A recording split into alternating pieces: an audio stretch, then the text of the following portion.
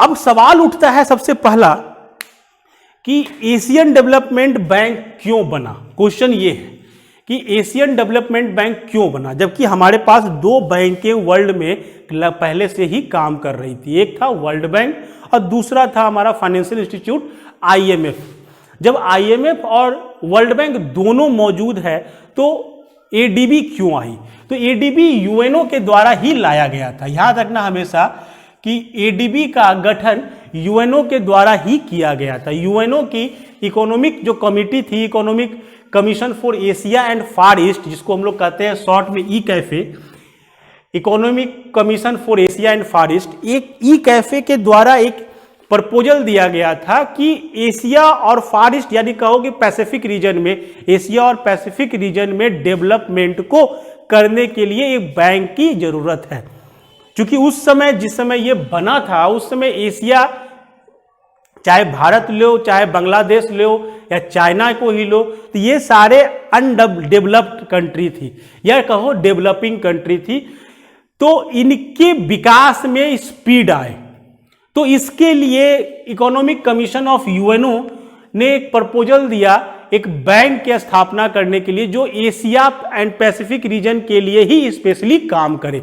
तो जिसका स्लोगन भी था कि fighting poverty in Asia and the Pacific, यानी कि हम गरीबी से लड़ने के लिए एशिया और पैसिफिक प्रशांत महासागर क्षेत्र में गरीबी से लड़ने के लिए एक बैंक की स्थापना कर रहे हैं, जिसका एस्टेब्लिशमेंट जो किया गया था 1966 में किया गया था और 1 जनवरी 1967 यानी 61 से ये काम करना शुरू की। जिस समय ये काम करना शुरू की उस समय इसके पास टोटल 31 मेंबर्स थे।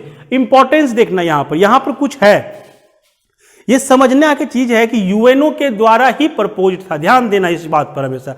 जब हम IMF और वर्ल्ड बैंक पढ़ेंगे तो हमें समझ में आएगा, हमें और अच्छे से समझ में आएगा कि यहां पे हो क्या रहा है। ध्यान से समझना कि जब स्टार्ट हुआ तो 31 मेंबर्स थे और इसके मेंबर्स के लिए कोई कंडीशन नहीं था, यानी इसके मेंबर ऐसा नहीं कि ये एशियन डेवलपमेंट बैंक है तो केवल एशिया के ही इसके मेंबर होंगे, नहीं, ऐसा कुछ नहीं था।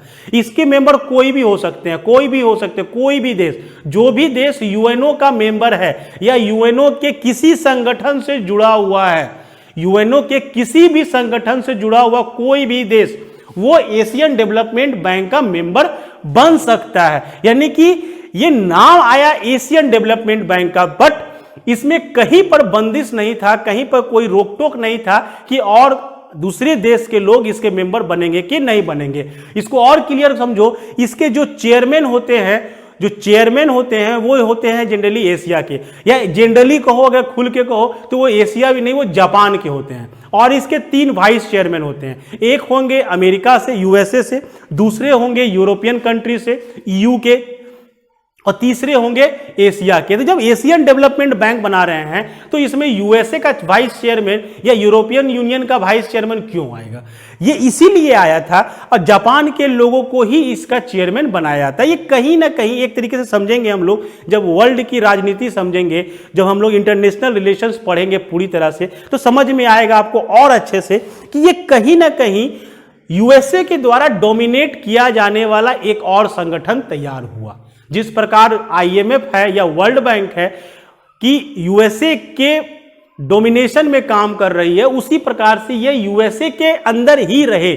नाम इसका चूंकि एशियन डेवलपमेंट बैंक रहा, और आपको पता होगा कि सेकेंड वर्ल्ड वार जब हुआ था तो अमेरिका ने जापान पर बमबार्डिंग किया, परमाणु बम से हमला किया, जिस कारण से जापान ध्वस्त हुआ और जापान को हार माननी पड़ी। तो एक तरीके से कहीं ना कहीं जापान पर अमेरिका का प्रभुत्व रहा और बना रहा। इसी कारण से जापानीज को ही जनरली एशियन डेवलपमेंट बैंक का चेयरमैन बनाया जाता है कि ये कहीं ना कहीं अमेरिका अपने प्रभुत्व को बनाए रखना चाहता है। और साथ में 3 वाइस चेयरमैन हैं, एक USA के हैं, एक यूरोप के हैं, एक एशिया के हैं। तो ये इसका कंस्ट्रक्शन जो कंपोजिशन है वो इस तरीके से काम करता है। इसका हेडक्वार्टर को जान लो, ये मनीला में है जो फिलीपींस की राजधानी है।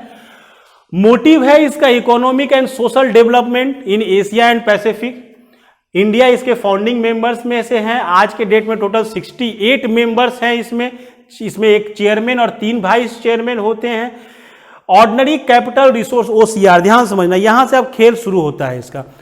कि जितने देश हैं उतना वोट नहीं है। वही फिर से है कि आप अपना कितना कैपिटल वहां पर जमा किए, जितना कैपिटल आप जमा कर रहे हो उसी के रिस्पॉन्स आपको रिस्पेक्ट में आपको वोटिंग का आपको पावर मिलेगा और उसी के रिस्पेक्ट में आपको लोन भी मिलेगा।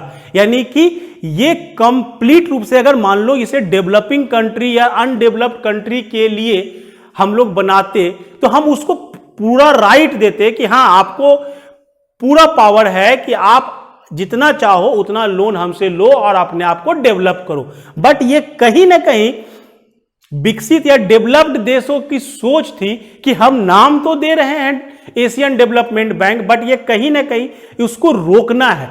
यानी कि मान लो कि कोई अनडेवलप्ड कंट्री है, उसका मान लो कि वो कंपनी वो देश में यूएसए अपना कोई सामान बेचना चाहता है और वो देश को पता है कि इस सामान के आने से हमारा डोमेस्टिक मार्केट पूरी तरह से खराब हो जाएगा, तो वो यहां पर आकर रोका किसी तरह से WTO में कि हम एंटी डंपिंग ड्यूटी लगा देंगे या काउंटरवेलिंग ड्यूटी लगा के हम यूएसए के सामान को अपने देश में आने से रोकेंगे। क्यों रोकेंगे? क्योंकि तुम्हारे सामान के आने से हमारा डोमेस्टिक मार्केट खराब हो जाएगा। वैसे कंडीशन में वो डेवलप्ड कंट्री धमकी यही देती है कि ठीक है तुम यहां पे हमें रोक ले रहे हो, कल को जब तुम लोन लेने के लिए आओगे हमारे बैंकों के पास, ध्यान देना वो कहती है हमारे बैंकों के पास, एशियन डेवलपमेंट बैंक रहे चाहे वर्ल्ड बैंक रहे, तो जब हमारे बैंकों के पास आओगे तो चूंकि वहां पर हमारा कैपिटल ज्यादा है तो हमारा पावर ज्यादा है, हमारा वोटिंग का पावर ज्यादा है, हम वहां पर तुम्हारा लोन रुकवा देंगे। तो इस तरीके से ये कहीं ना कहीं पर एशिया रीजन में जो डेवलप्ड कंट्रियां थी उसके द्वारा एक बैंक बनाया गया और बैंक पर पूरी तरह से प्रभुत्व अपना रखा गया कि हम चाहेंगे जैसे वैसे तुमको डेवलप करना पड़ेगा।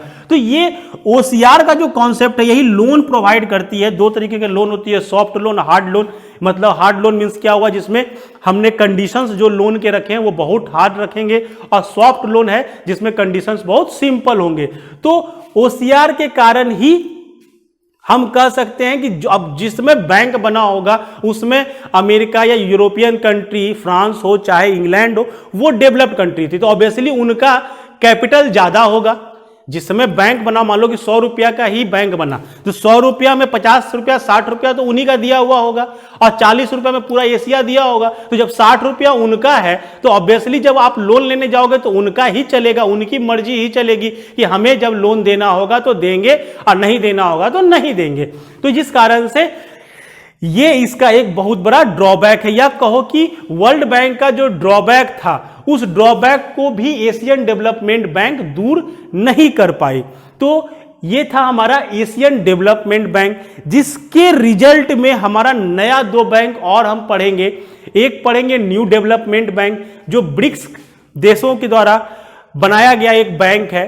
तो क्यों बनाया गया, इसका जवाब तो आपको पता चलना चाहिए अब कि बनाया इसलिए गया क्योंकि यहां पर जो बना बैंक उसमें कुछ कमियां हैं और उन कमियों को ये लोग दूर करना नहीं चाहते हैं, जिसका रिजल्टेंट हुआ कि ब्रिक कंट्रियों के द्वारा भी अपना एक बैंक बनाया गया जिसका नाम दिया गया न्यू डेवलपमेंट बैंक।